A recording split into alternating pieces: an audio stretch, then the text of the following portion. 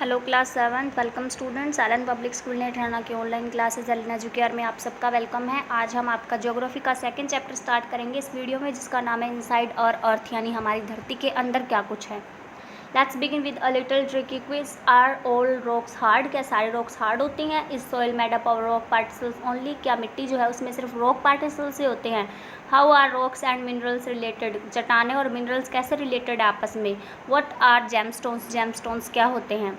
और planet earth was formed about 5 billion years ago? हमारी जो अर्थ प्लैनेट है वो लगभग 5 बिलियन साल पहले शुरू हुई थी। In the beginning it was very hot and molten? Starting में ये क्या थी? बहुत ही गर्म और पिघली हुई अवस्था में थी, ठीक है।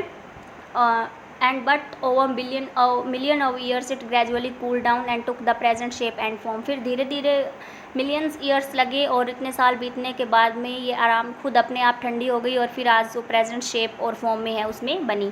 The heavier elements like iron and nickel collected in the interior most parts while the lighter elements such as silicon aluminium and magnesium made up the outer parts? जो मतलब हैवियर एलिमेंट्स थे, जो हैवी तत्व थे, वो तो जैसे iron निकल है ये तो कलेक्ट हो गए इंटीरियर पार्ट के अंदर, आंतरिक हिस्सों में, और जो लाइटर एलिमेंट्स थे, जो हल्के तत्व थे, वो जैसे सिलिकॉन एल्यूमिनियम और मैग्नीशियम, ये कहाँ पे इकट्ठे हो गए? आउटर पार्ट में, बाहर के हिस्सों में। We see many different landforms on the earth surface? हम धरती पर बहुत सारे अलग अलग प्रकार के लैंडफॉर्म्स देखते हैं, जैसे the oceans and seas are also surface features at whose bottom lie the sea floors and ocean beds?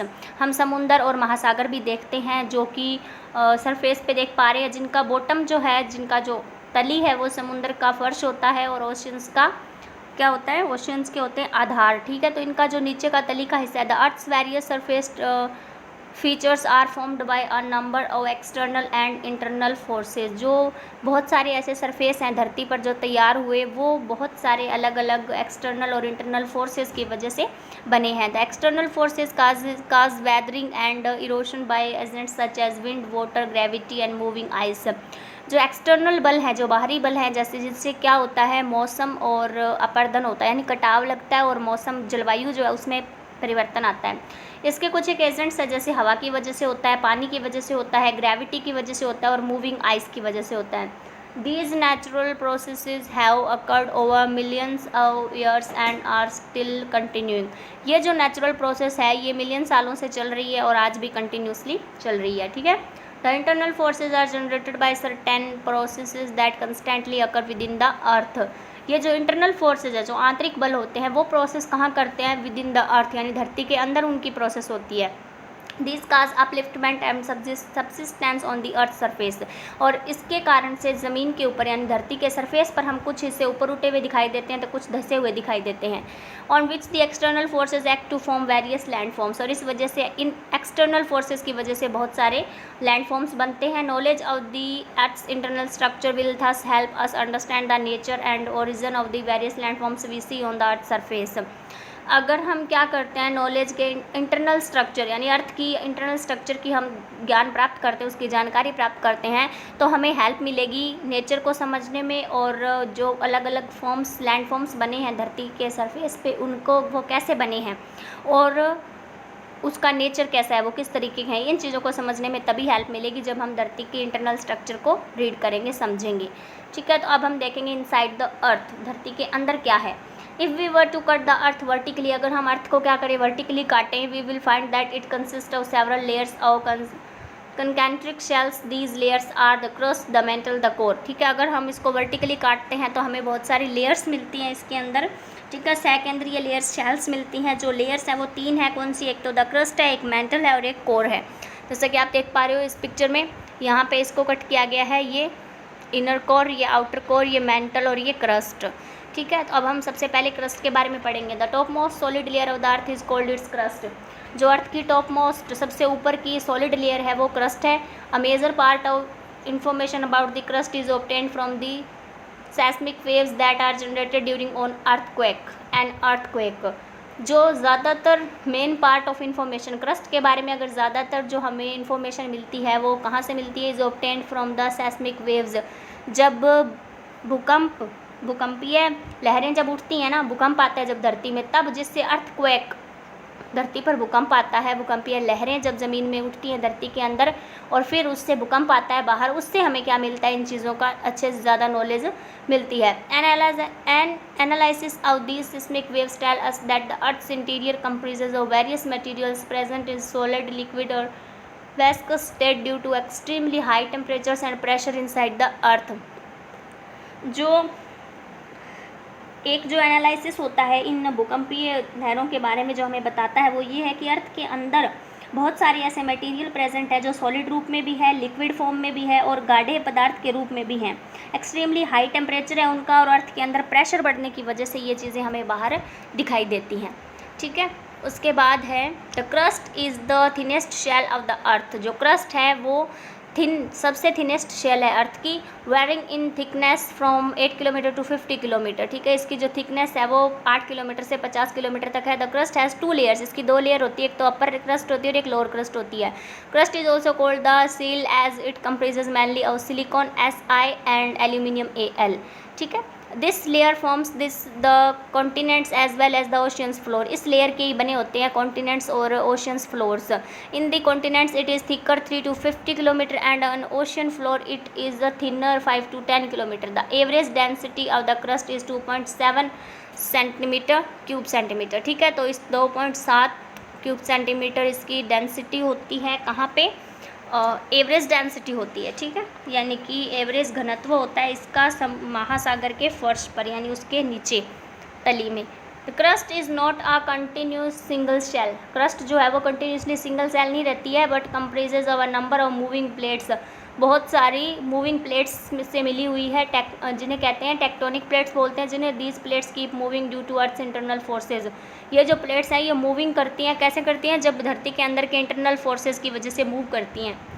अब हम पढ़ेंगे द मेंटल के बारे में। Middle layer of the earth below the inner और lower crust is called the mantle, यानी lower और inner crust के बीच के अंदर जो लेयर पाई जाती है उसे मिडिल लेयर कहते हैं। जो मेंटल है, it is the thickest layer, ये थिक लेयर है, सबसे मोटी layer, extending up to a depth of 2900 kilometre तक इसकी गहराई है। This layer is composed mainly of iron, silicon and magnesium.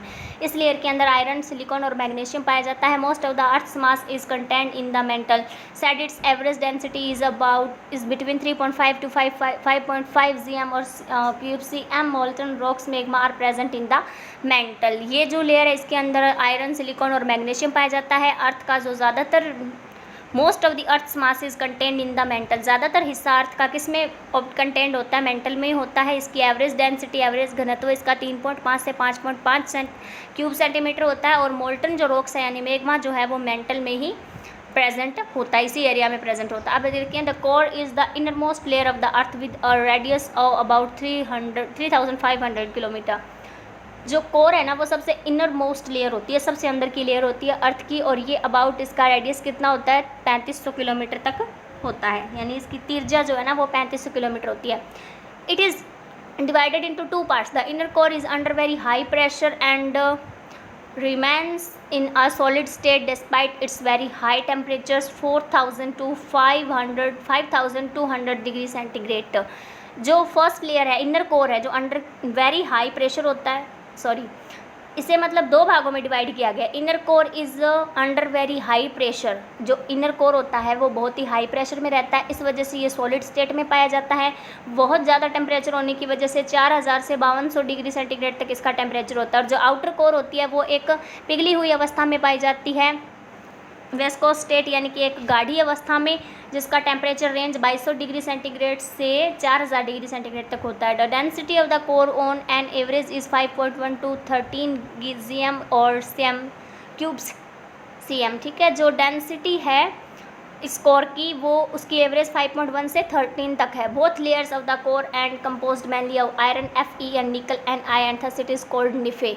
ठीक है, तो इसकी जो लेयर है ना, इस कोर के अंदर 2 लेयर पाई जाती हैं, एक तो आयरन की जिसे Fe बोला जाता है और एक निकल की जिसे Ni बोला जाता है। दोनों मिलके इस कोर को क्या बोला जाता है, निफे। ठीक है, earth's crust and its material. Earth की क्रस्ट और इसका मटेरियल क्या क्या पाया जाता है। The earth crust is made up of rocks. Earth की जो क्रस्ट है, जो ऊपरी सतह है, वो रॉक्स की बनी होती हैं। Rock can be very hard, ये काफ़ी हार्ड होती हैं। ग्रेनाइट और सॉफ्ट। सैंड क्ले, ठीक है। जैसे कि ग्रेनाइट हार्ड रॉक्स में आ गया और सॉफ्ट में सैंड और क्ले आ गया, ठीक है। The main components of rocks are minerals, इसके अंदर जो मेनली जो चीज़ मिली जाती है रॉक्स के अंदर मिलती है वो मिनरल्स होते हैं। Minerals are chemical compounds, minerals chemical से बने होते हैं, फॉर्म्ड नेचुरली बनाए होते हैं। These inorganic compounds may be formed of various elements in a definite proportion.